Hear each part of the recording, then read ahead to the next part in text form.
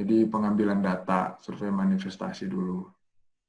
Itu bukan, tadi pertanyaannya itu adalah meninjau berapa hasil produksi, enggak maksudnya enggak 15-20 tahun kita flowing terus kemudian ditinjau, enggak. Seandainya harganya udah sesuai, habis itu lanjut ke sumur produksi juga oke, ya kita jalan. Maksudnya ya produksi aja, menghasilkan uap dan memutar turbin, nggak sepanjang sampai 15-20 tahun. Itu 15-20 tahun, itu beberapa lapangan itu terkendala di harga sih.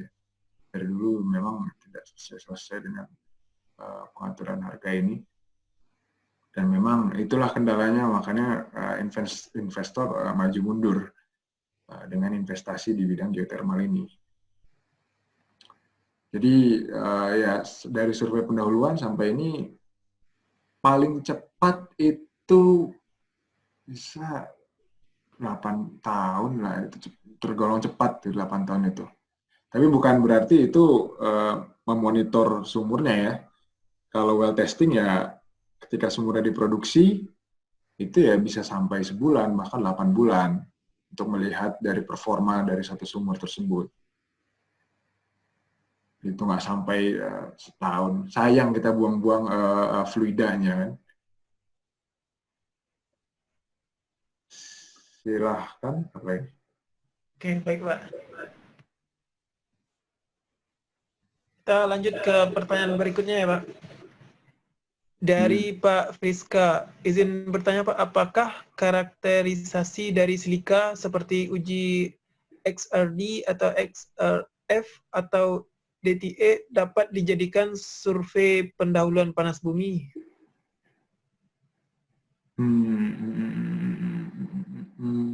Bisa. Jadi kalau dari XRD, XRF, dan juga DTA itu menentukan jenis mineralnya. Jadi silikanya apakah amorf, atau memang yang kristalin, atau misalnya memang silikanya berikatan dengan yang logam lain. Dan itu bisa dipakai untuk memberikan informasi bahwa ke engineering selanjutnya, ini loh silika yang dimanifestasi ini seperti ini. Jadi harus kemungkinan di pipa bisa jadi juga seperti ini nanti jenis mineral silika yang akan terendapkan. Dan itu informasi yang cukup penting ke engineering. Jadinya uji XRD, XRF ini dan DTA bisa dipakai sih. Tentunya jika misal di manifestasi tersebut ada scaling silika. Gitu. Pertanyaan selanjutnya. Selanjutnya Pak, dari Arif Abdurrahman. Berdasarkan penjelasan Bapak tadi, bisakah disimpulkan bahwa flat terrain lebih baik daripada high terrain karena high terrain memungkinkan fluida banyak mengandung silika?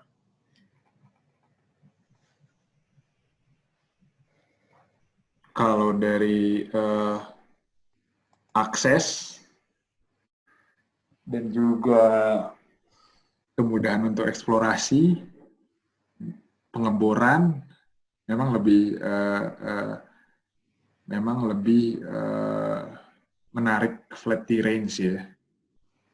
Tapi kalau dari sumber resource dan juga resiko ke depannya, itu dari beberapa literatur yang saya baca, si high terrain ini lebih aman lah untuk ekstraksinya. Tapi koreksi aja nanti kalau misalnya ada kesalahan, kalau ada baca literatur lain. Jadi di flat terrain ini ada namanya caprock di sini nih.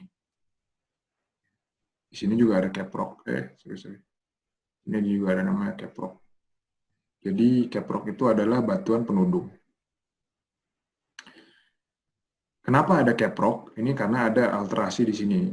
Lama terkubur, meletus, terkubur di sinilah caprock ini. Jadi dia zona impermeable. Dua-duanya ada. Nah, di high terrain, caprocknya itu cukup tebal. Sementara di flat terrain, caprocknya itu cukup tipis. Jadi, seandainya ada ekstraksi berlebihan, si fluida di sini juga jadinya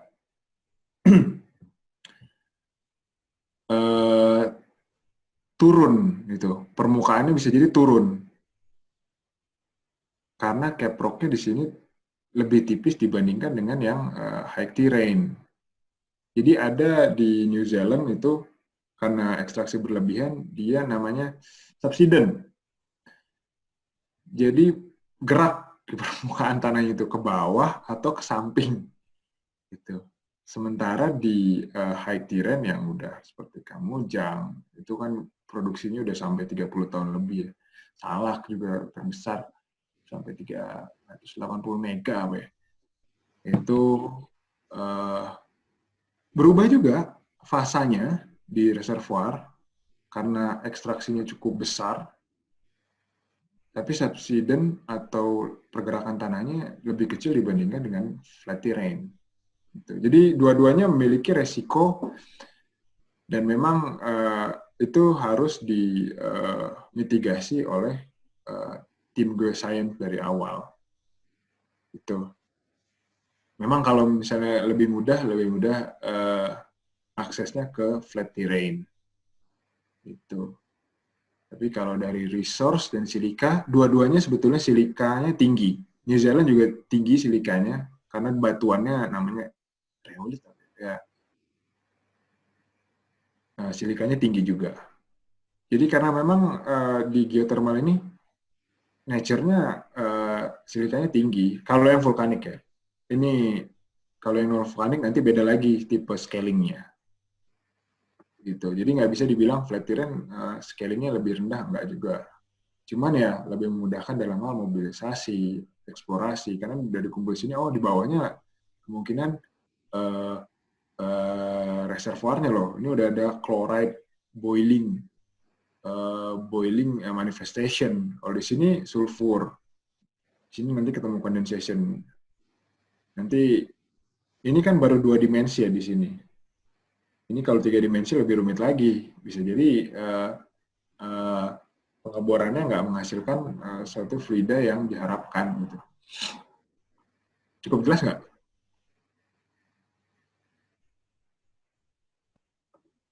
Yang bertanya tadi. Yang bertanya itu. Oh, jelas Pak. Terima kasih penjelasannya Pak Aska. Oh ya, sama. Kita lanjut ke pertanyaan berikutnya ya Pak. Silakan. Pertanyaan dari Pak Aryoka. Apakah ada cara dari sisi rekayasa kimia atau bentuk kimia sintetis atau buatan untuk memperlambat laju korosi yang terjadi di kepala sumur atau pipa steam tanpa menurunkan kualitas steam sumur produksi? Seperti yang kita ketahui, korosi dapat menyebabkan cukup banyak kerugian seperti penurunan kualitas steam produksi, pencemaran lingkungan, bahaya untuk keselamatan kerja, dan biaya yang cukup tinggi apabila korosi yang terjadi sudah menyebabkan penyumbatan aliran steam. Kasus ini pernah kami temukan di salah satu sumur di PLTP. Itu, Pak. Karaha, kita ke Karaha juga ya. Cuman sepengetahuan saya di situ lebih ke arah problemnya adalah penurunan ini ya, penurunan kapasitas dari si sumurnya itu. Jadi di situ juga saya lihat ada scaling silika. Kalau untuk korosi, biasanya kayak ada di salah satu lapangan itu memang dia dua fasa yang keluar dari reservoir dan brine-nya itu asam, sehingga dia harus menginjekkan salah satu itunya adalah pakai chemical. Jadi dia pakai surfaktan ya. Oh enggak, sorry. Nah, ini off the record. Oh, bukan off the record, maksudnya mungkin. Jadi bisa jadi anti korosi. Tapi kalau yang di lapangan ini, karena brine-nya asam, salah satu lapangan ini, dia menginjekkan caustic soda ke dalam sumurnya. Dan dia gunanya itu untuk menetralkan fluida yang sampai ke atas permukaan. Jadi pH-nya itu sampai 2 atau 3 sampai ke permukaan. Jadi dia injek dulu caustic soda. Salah satunya. Ada 2 lapangan yang memanfaatkan memang fluida yang asam. Brine-nya ya. Kalau steam itu memang pH-nya, steam itu pH cukup rendah karena kita kan nature-nya NCG-nya juga ada dalam si reservoirnya itu ya. Dari mulai karbon dioksida, kemudian juga hidrogen sulfide, bahkan ada beberapa di lapangan yang ketemu di manifestasinya hidrogen fluorida. Itu memang buat asam. Tapi ya memang itu keadaan sistem kondensatnya, jadinya yang harus dibetulin adalah engineering-nya. Bagaimana si pipa itu menahan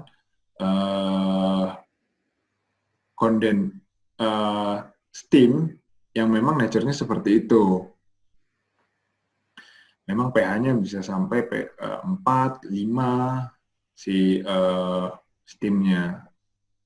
Nah, yang bermasalah itu adalah kalau brine-nya asam juga. Karena nanti akan mengikis si pipa di atas permukaannya. Nah, itu salah satunya yaitu menginjek caustic soda. Atau mungkin belum pernah dicoba sih yang anti korosi itu. Jadi ya jenis pipanya yang harus memang tahan steam kondensat. Tapi kan dia dalam bentuk steam ya.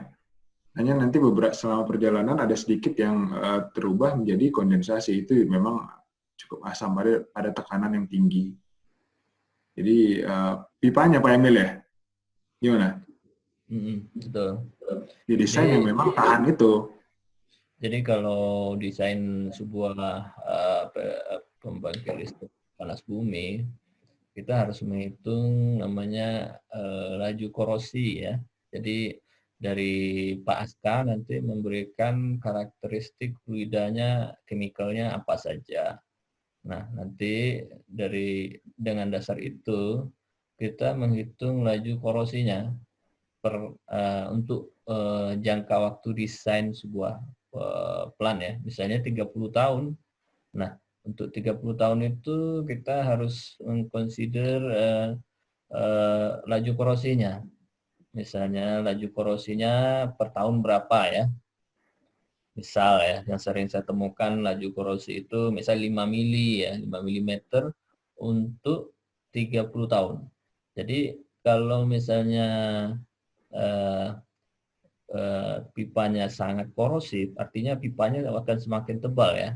Kalau kita menggunakan pipa yang common ya, yang seperti carbon steel ya. Jadi itu akan berimpact kepada desain dari pipa dan equipment yang ada di pembangkit itu sendiri gitu. Jadi ke sana larinya. Itu kira-kira.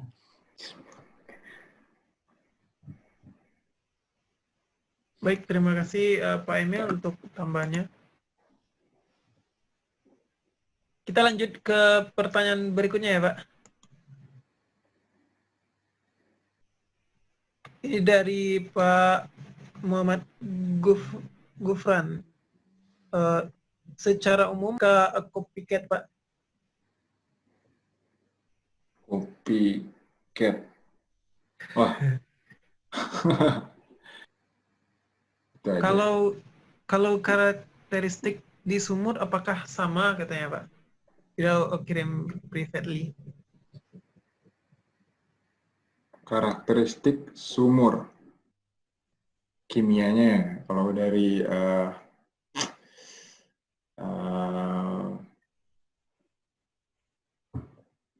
jadi kalau dari reservoir yang sama itu karakteristiknya ya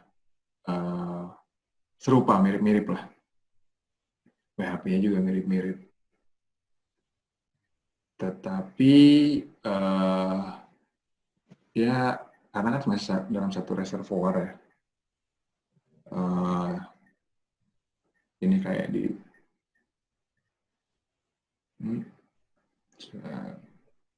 nih. Jadi kalau digolongkan di sini, kalau misalnya satu reservoir yang sama, dia bakal berkumpul di sini. Umumnya, idealnya seperti itu. Dan juga karakteristik silikanya umumnya juga berdekatan. Yang satu 300, yang satu 350, yang satu 335. Tapi kalau misalnya dia beda reservoir, itu umumnya juga beda. Beberapa kasus silikanya bisa jadi lebih tinggi dibandingkan sumur yang memang beda. Jadi misalnya ini adalah ini satu reservoir nih. Nah, misalnya kita anggap di sini ada reservoir juga beda. Kita ini misalnya padnya berdekatan, tapi yang satu ngebor ke sini, yang satu ke sini. Nah, itu bakal punya karakteristik yang berbeda. Tetapi kalau misalnya ada dua sumur di sini ngebor ke sini, satu ke sini, reservoir yang sama, karakteristiknya hampir serupa. Gitu. Jadi tergantung dari sumurnya tersebut, dia ngarah kemana sih? Gitu. Jadi mungkin kalau misalnya reservoirnya berbeda. Gitu.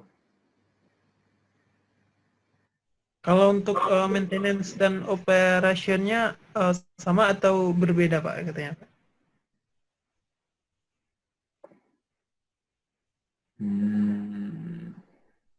Kira-kira nih, dan memahami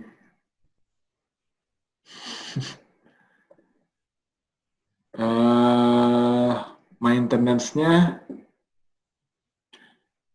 beda juga. Kalau misalnya memang yang misalnya di sini scalingnya silika, di sini bikarbonat, ya beda lagi cara maintenance-nya. Yang satu tinggal disemprot dengan air, tekanan tinggi, bikarbonat. Yang satu lagi perlu diasamkan kan buat untuk mengikis si silikanya itu pakai acid icing namanya. Jadi beda fluida ya beda maintenance kalau misalnya ada problem di situ. Kalau misalnya satu asam satu netral ya beda juga